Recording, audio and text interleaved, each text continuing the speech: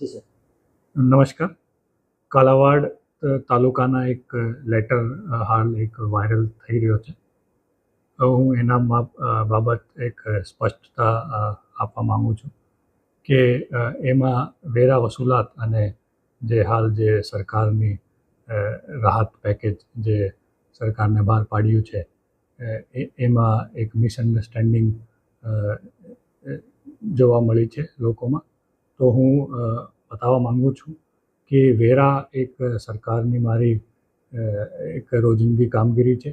એનાથી જે સરકારના જે રાહત પેકેજ છે એનાથી કોઈ લેવા દેવા નથી. અને રાહત પેકેજના જે કાગળો છે એ એના માટે જે કંઈ કાગળ અને જે સાધનની જે પાણીપત્રક છે, વાવેતરનો પત્રક છે અને કોઈ અન્ય પણ પત્ર ખેડૂતોને જોતા હોય એ વગેર કોઈ વિલંબ બધા ખેડૂતોને સરકાર તરફથી, તંત્ર તરફથી કાલાવાડ તાલુકામાં અને જામનગરના બીજા પણ તાલુકામાં 6 તાલુકામાં વગેર વિલંબ આપવામાં આવશે. અને વેરાના કોઈ ઉઘરાણી એના સાથે નહીં થશે.